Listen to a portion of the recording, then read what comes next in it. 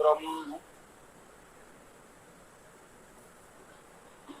ओम सविता सूक्त यजुर्वेद अध्याय 30 आज हम प्रारंभ कर रहे हैं।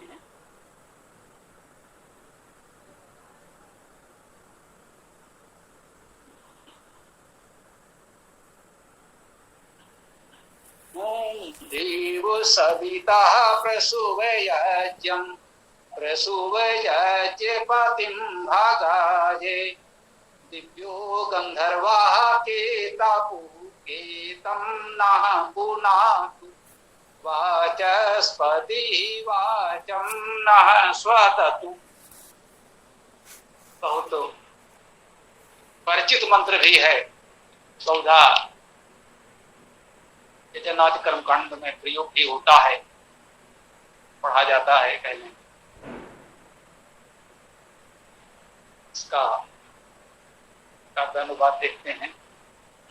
ओम देव सविता यजन को जन यजन पति का भी सृजन कर दान सेवा मन सृजन कर वह निकेत पवित्र करता दीप वह गंधर्व प्रेरक करे पावन के तो मेरा शब्द का अधिपति हमारे वचन को उत्तम बनाए देव सविता यजन भोजन।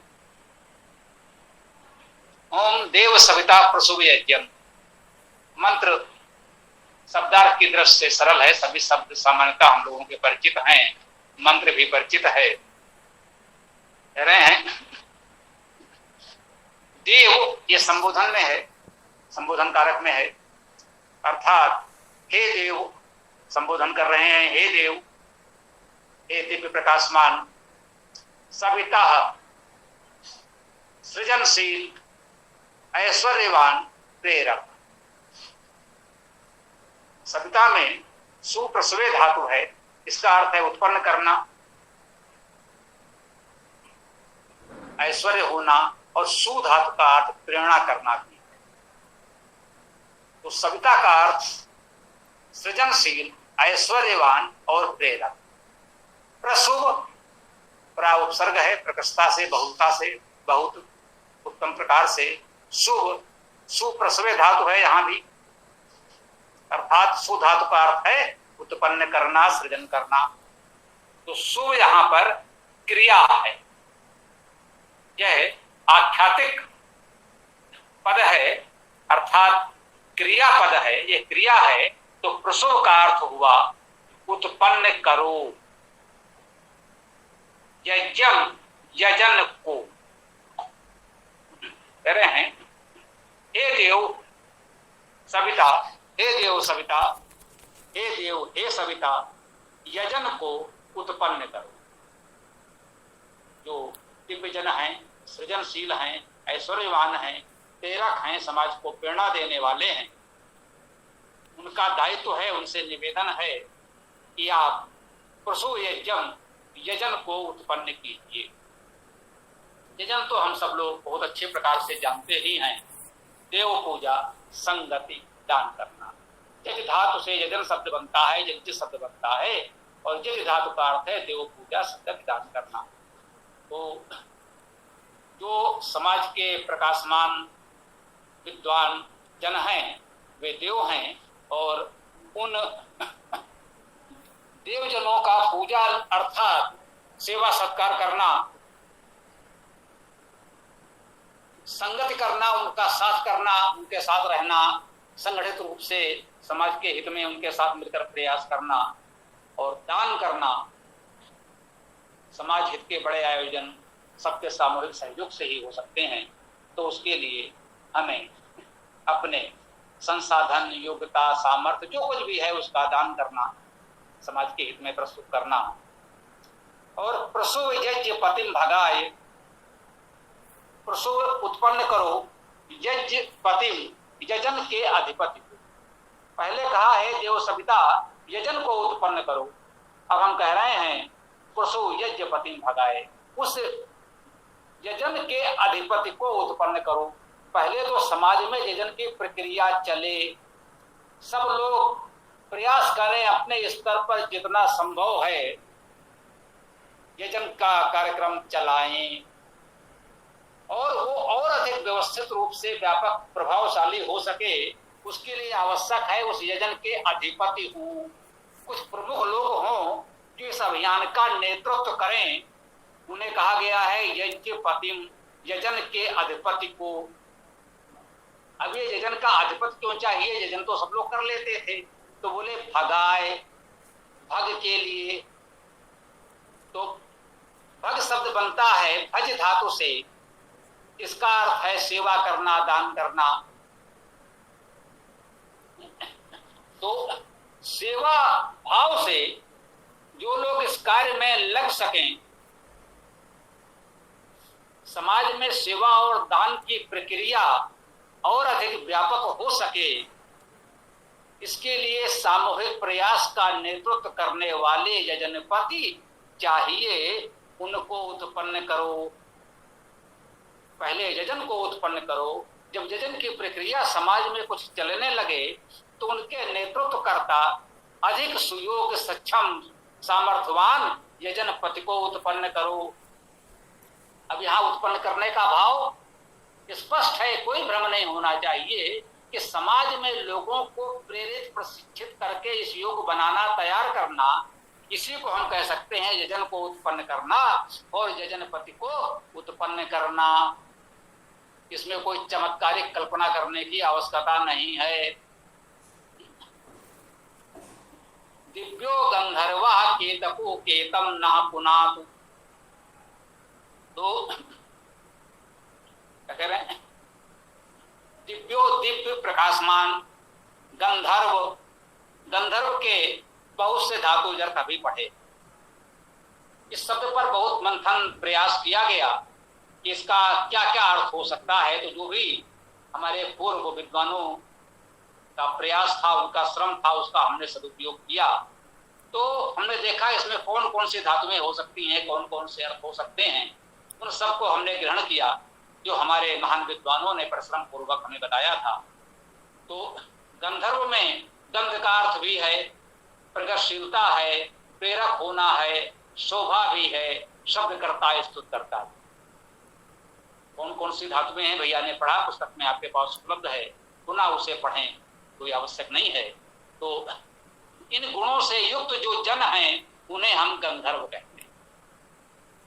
बाद में पौराणिक काल में, पौराणिक भाषा में या ऐतिहासिक कह लें तो समाज में ऐसे ऐसे वर्ग भी बने, भाई ये गंधर्व लोग है, ये गंधर्व जन हैं, ये जिन्होंने इन गुणों को धारण किया, जिन्होंने इन बातों को प्रमुखता दी अपने जीवन में, अपने समाज में, अपने कार्यकलाप में, उन्होंने कहा गया भाई ये गंधर्व लोग हैं, ये यक्ष लोग हैं, ये देवजन हैं। तो ये सत्य है कि वेद ने इन सभी गुणों की चर्चा की कि समाज में ऐसे ऐसे लोग हमारे लिए मान्य होने चाहिए। तो समाज में कुछ लोगों ने उन गुणों को धारण किया और उन्होंने दायित्व वहन किया कि भाई हम गंधर्व हैं, हम देव हैं, हम यक्ष हैं आदि।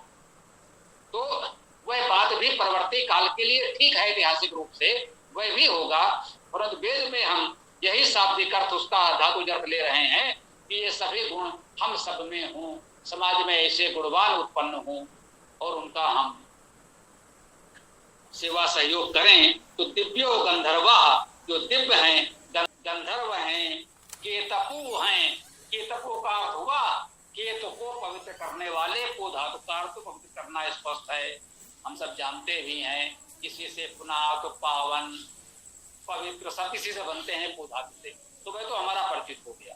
अब कह रहे हैं केतपु, केतु को पवित्र करने वाले। अब ये केत क्या है? धातु जर तो बता दिया गया, केत धातु का अर्थ, केत धातु का अर्थ सहज भाव से देख लीजिए, इतने धातु में आपको नहीं भी आते कोई बात नहीं।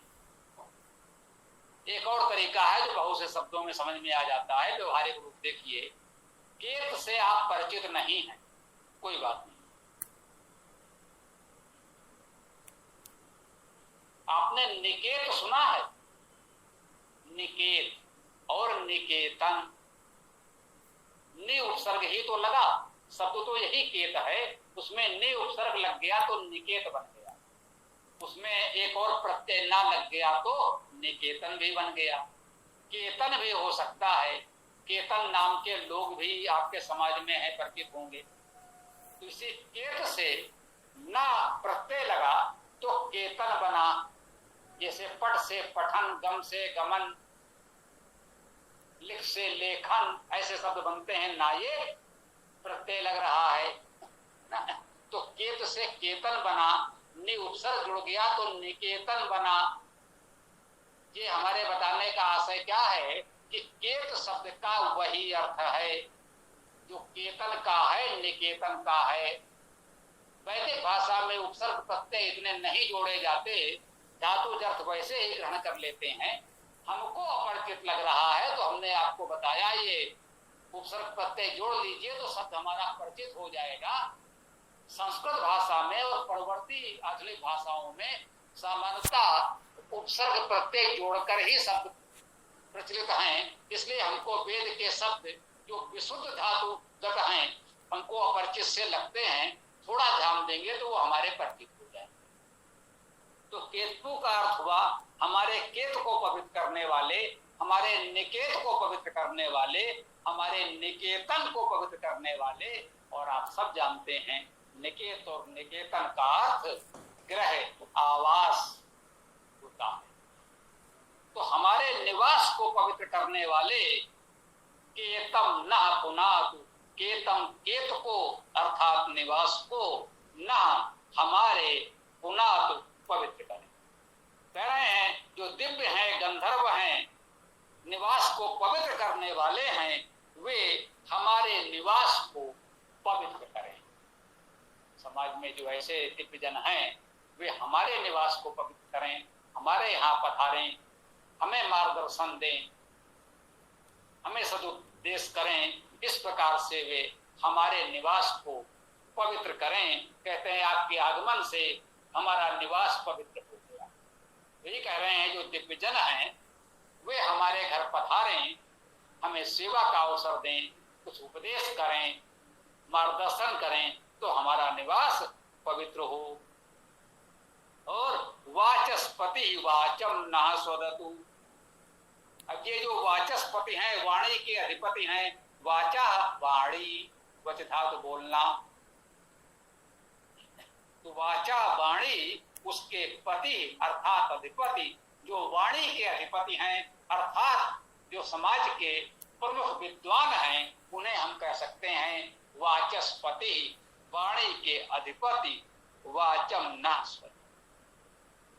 न हमें हमारे लिए वाचम वाणी को स्वदतु उत्तम बनाएं, स्वाद युक्त करें, प्रसन्नता युक्त करें, रुचिकर बनाएं। शुद्ध धातु है, इसी से स्वाद बनता है, हम स्वाद लेते हैं। ये स्वादिष्ट है अर्थात रुचिकर है। वही कह रहे हैं हमारी वाणी रुचिकर हो, स्वाद युक्त हो, कर्कश न हो, कड़वी कसैली न हो। ये भावना इस मंत्र में हम ग्रहण कर रहे हैं। और यहाँ पर हम अपनी वाणी को विराम दें। यह यजुर्वेद का 30वां अध्याय बहुत महत्वपूर्ण है। ये तो अभी मंगलाचरण चल रहा है, जो मुख्य बात कहनी है। जैसे मान लीजिए 30वां अध्याय अपने आप में स्वतंत्र ग्रंथ हो तो कोई ग्रंथ प्रारंभ करने में पहले मंगलाचरण किया जाता है, हम ईश्वर की स्तुति प्रार्थना करते हैं। तो ये मान लीजिए कि सविता सूक्त जो है मंत्र 1 से 4, ये 4 मंत्र तो मंगलाचरण के हैं। इसमें ईश्वर की स्तुति की जाएगी, है ना। ये 30वें अध्याय के प्रथम 4 मंत्र जिसे हमने सविता सूक्त कहा है, ये स्तुति प्रार्थना के हैं। एक प्रकार से इस 30वें अध्याय का मंगलाचरण है। इसके पश्चात 30वां अध्याय का मुख्य विषय प्रारंभ होगा 5वें मंत्र से। वो क्या है थोड़ा सा जान लें, फिर आगे आप देखेंगे। इस 30वें अध्याय में समाज में अनेक प्रकार के कार्य व्यवसायों का वर्णन है। ये एक बहुत बड़ा भ्रम आपका तोड़ देगा। जो लोग मानकर चल रहे हैं कि समाज में 4 वर्ण हैं, समाज को 4 वर्णों में बांटा गया है। ये 30वां अध्याय आपका ये भ्रम तोड़ देगा। समाज को 4 वर्णों में नहीं बांटा गया। वेद में कहीं नहीं कहा है कि पूरे समाज को 4 वर्णों में विभाजित किया जाता है। इस 30वें अध्याय में आपको 100 से अधिक वर्ण मिलेंगे। एक ही अध्याय में समाज में अनेक प्रकार के कार्य व्यवसाय वर्णित कर दिए गए हैं कि समाज में हमें ऐसे ऐसे कार्य व्यवसाय वाले सभी लोग चाहिए, आप उनको वर्ण कह सकते हैं। ये सत्य है, प्रारंभ तो ब्राह्मण से ही हुआ है। जिसे सामान्यतः हम लोग जानते हैं ब्राह्मण, क्षत्रिय, वैश्य, शूद्र आदि आदि आदि। प्रारंभ तो इन्हीं से हुआ है, ये प्रमुख हैं इसलिए 4 प्रारंभ कहे गए, परंतु यहाँ अंत नहीं हुआ। एक ही मंत्र में 4 से अधिक वर्णों का उल्लेख हो गया और इस अध्याय के सभी मंत्रों में ऐसे अनेक वर्णों का उल्लेख किया जाएगा। यह अध्याय इस दृष्टि से बहुत महत्वपूर्ण है। इसको आप जानिए और लोगों को बताइए कि यजुर्वेद में 30वां अध्याय है, इसमें अनेक अनेक वर्ण हैं। समाज को 4 वर्णों में बांटने की अवधारणा अब समाप्त हो जानी चाहिए। यदि वेद का प्रचार प्रसार हो सकता है तो ये भ्रम टूट जाएगा। आइए हम अपनी वाणी को, अपनी व्याख्या को यहाँ विराम देते हैं। अब आप लोगों का जो भी प्रश्न हो, जो कुछ भी आपको कहना है बताएं। ओम खम बोलिए।